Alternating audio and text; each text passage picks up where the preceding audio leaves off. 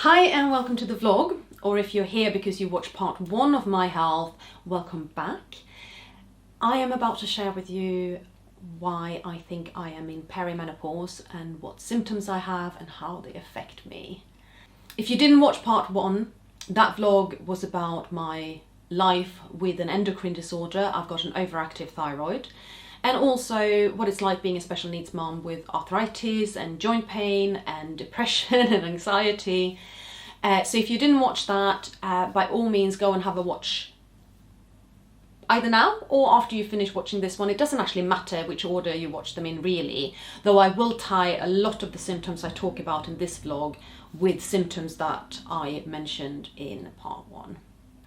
Well, in any case, I really hope you enjoy this, and I'm so happy and grateful that you are here with me and you're listening to me rambling on about me. The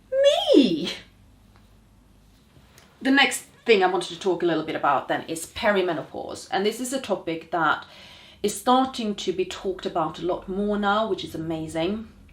A couple of years ago, I went to a presentation by a menopause expert. She came and talked to us special needs moms in the area. It was put together by Bedford and District Cerebral Palsy Society, my all-time favourite charity, and who do so much for my wonderful little family.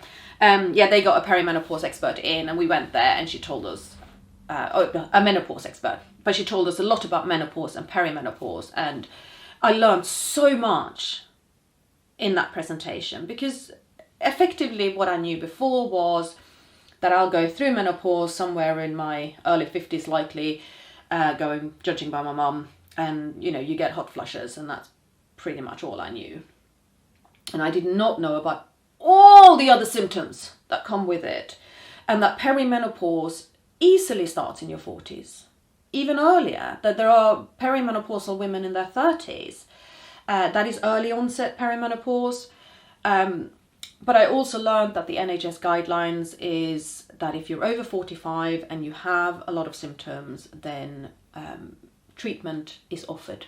You don't even need any additional tests, because likelihood, if you have plenty of symptoms, likelihood is perimenopause. You can try HRT if you're amenable to that idea, and if it helps, there was your answer. So I'm going to see a doctor in a couple of weeks' time about this, because by now I think I'm very perimenopausal. Not just a little perimenopausal, and I've just remembered another symptom that I need to mention in all of this. So my first clue that I was probably perimenopausal is night sweats. I go to sleep at night and I wake up in a bathtub of my own making. I am literally soaking. I can feel tendrils of sweat running down my body when I wake up. So yeah, the night sweats are really bad. Every other symptom I have can be explained away by something else, particularly my mental health issues and my endocrine issues. Every other symptom. And I think this is actually why for the last 2 years I didn't just book an appointment with a women's health doctor, because I didn't really put 2 and 2 together. I kind of went, well, of course I'm anxious, of course I'm weepy, of course I'm angry, of course I have sleep issues, I'm depressed. But maybe the reason I'm depressed is because my hormone levels are all over the place, as well as divorce and redundancy and having a disabled child and asking too much of myself. Like, all of these come into it, right? Chicken, egg, cause and effect, right? So I really do want to go and speak to this doctor. But yeah, night sweats was my first clue that I was entering this phase of my life where my hormones are going haywire. So other symptoms I then have, we've talked a lot about the anxiety, sleep issues.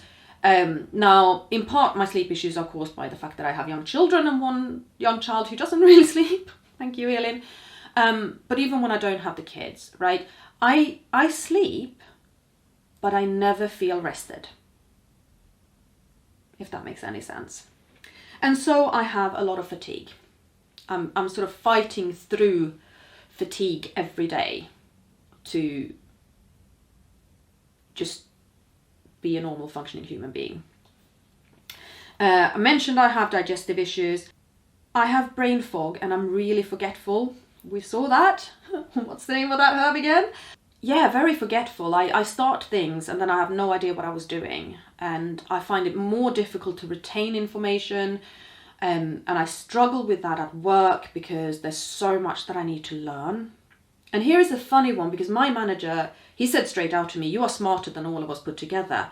And I was standing there staring at him thinking, but I'm so stupid. Because I feel stupid. I know I'm not operating at a level that I'm used to. It takes me much more repetition to remember things. Or I have to stand there and think a lot more to remember things. And I just, like, yeah. So can I get back to where I was? Because if I can get back to where I was, then I'm going to bowl everyone over. And that's much more me. Prefer that. What else? Joint pain comes with perimenopause as well, and we've already talked about that. While we're talking about the sort of more mental things of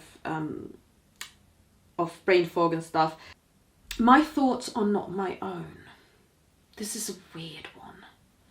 And when I listen to perimenopause experts talking, there's one called, oh my God, Naomi Potter.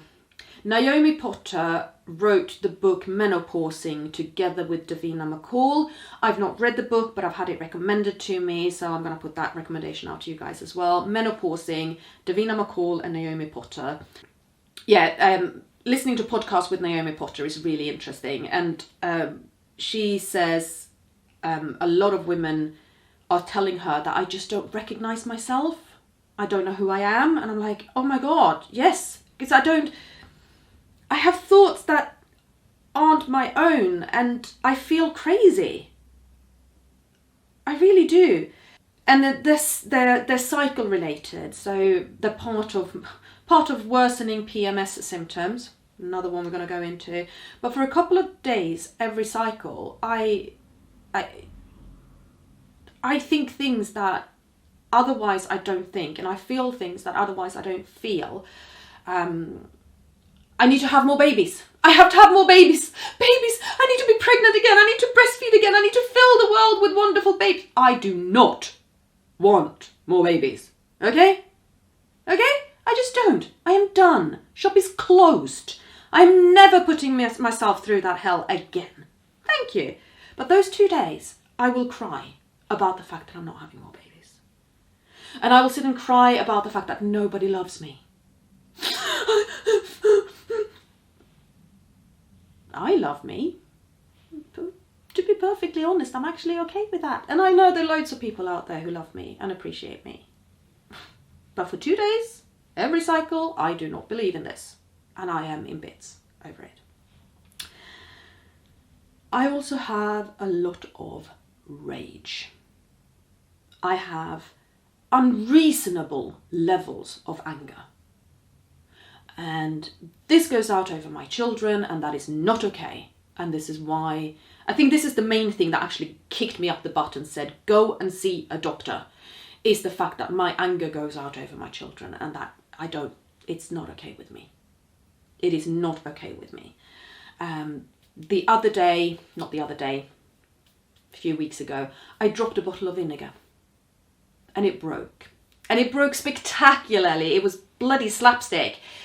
It was balsamic vinegar as well. I had vinegar and glass splinter in my larder, in my kitchen, and in my dining room. I mean, come on. How do you hit 3 rooms? And I literally just stood there staring at this whilst the puddles grew and spread and screamed every swear word I know in both English and Swedish at the top of my lungs. While Alice slowly backed away and Elin jerked at every new shout. This is not okay. It's just not. So I really want to get my rage under control. Other little things I'm feeling. My hair is changing in texture. There's another one. Skin changes. My skin is drier, thicker, itchier, very itchy actually at times. My hair is thinner, it's more brittle. I mean, you can tell that it's changed from, it's gone a lot wavier. Admittedly, I'm encouraging it as well, but the reason I'm encouraging it is because it's kind of there staring me in the face going, it's not straight anymore. And then cycle changes. Not bicycle, period cycle changes. My cycles are a lot shorter. I've always had cycles that are sliding a little bit in length, around a week's worth of sliding back and forth in length. But where they used to be between 32 and 38 days long, my cycles, they are now between 22 and 28 days long. So my period is coming much more frequently, and my bleeding is much heavier, much heavier. So that's a very telltale sign as well that this has really changed. And my PMS has skyrocketed. My PMS is so bad. And here you have again, like my rage is much worse when I'm due on. My weepiness is much worse when I'm due on. My clumsiness, balsamic vinegar, is much worse when I'm due on. I get really bad hormone headaches that do not respond to painkillers. I can take as many painkillers as I want, the headache will not budge. I can easily have period pain for a week before my period starts. I mean, that is a whole host of symptoms. And if you look at them, you can package loads of them up and go, well, that's your endocrine disorder. And you can package loads other of them up and say, well, that's your depression and anxiety disorder. And then you can pack a load of them up and say, well, you are a single working special needs mom who has gone through divorce, who's gone through redundancy, who's gone through severe life changes and a burnout. And, you kind of need to give yourself time to recover from all of this. I think kind of really the only things you can directly allocate to potential perimenopause are the changes to my cycles and the night sweats. But when you look at it all together as a whole big package, it makes a lot of sense. Yeah, so I actually want to try HRT, hormone replacement therapy. Based on all the research that I have done and looking at my medical history and my family medical history, there is nothing there that indicates I shouldn't take it. And actually there's an awful lot there that indicates that I probably should. And if I can get, I think I'm operating at barely 60% of my capacity. If I can get that up to 75, I'd be so happy. And if I can get my anxiety and rage much more level, again, I would be so happy. Yeah, if these things can just sort of mellow out a bit, it would make an enormous change to my life. And my hope is that HRT can help with that. Yeah, so I'm going to come back to you guys after I've been to see the doctor and let you know what she says and any thoughts around it. I want to point out in this vlog, and I will probably repeat it later when I know a little bit more, that because I have an underlying endocrine disorder, it is extra important that I don't try to manage perimenopause by myself, because I already have a hormone disorder and perimenopause is another hormone imbalance. Because I already have one hormone imbalance and now we're adding another. And these kinds of things should be managed, they should be looked at, and a medical professional should keep an eye on it.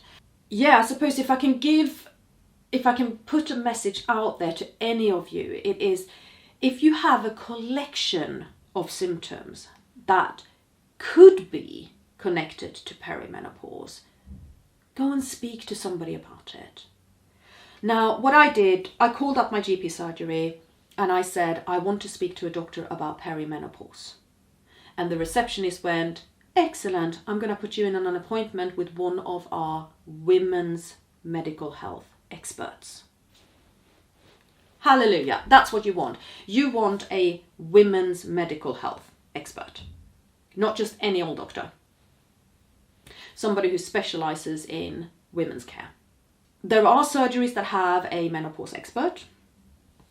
a friend of mine who goes to a different surgery, they have their practice nurse is a menopause expert. So she's starting HRT now after having been to see the practice nurse. But ask for that. And if your surgery doesn't have it, start campaigning for it, okay? Or go and see a GP there, see what they say, and then if you're not happy, ask for a second opinion. But don't just give up. Don't get fobbed up off. Don't be told that it's just depression, just fatigue, just your age, just your circumstances, just this, just that, just the other. But actually, you know, give yourself that gift of speaking to someone. I'm not going to say if HRT is the right thing for you. I'm not going to say that it's the be all and end all of perimenopause treatment. There are loads of other things out there. And if you want to research things, make sure that you are looking at sources that are reliable. So again, I want to say the name Naomi Potter, Dr. Naomi Potter on Instagram. There's a Diane, what's her name? Diane Danzebrink. I will put links. They are both UK doctors. They're really knowledgeable. No, actually, Diane Danzebrink is a nurse, but she runs the organisation menopausesupport.co.uk. Is their website. I will put links in.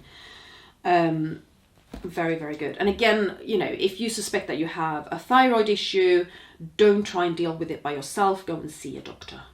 It's easily treated, it's easily managed, but don't do it on your own because the long-term health risks are too severe. How many hours have I rambled on now? I think it is quite a few. So if you are still with me, thank you so much. And as always, I know I don't respond to your comments as much as you all deserve, but I do read them and I really appreciate them. So share with me and share with each other if you're going through similar things, if you have a thyroid disorder or a different endocrine disorder and just want to share a little information about it. If you suspect you're perimenopausal or if you're postmenopausal and want to share your experiences with it, all of that, please go ahead. The comment field is open and it's yours. Thank you so much. Really appreciate you guys. Take care.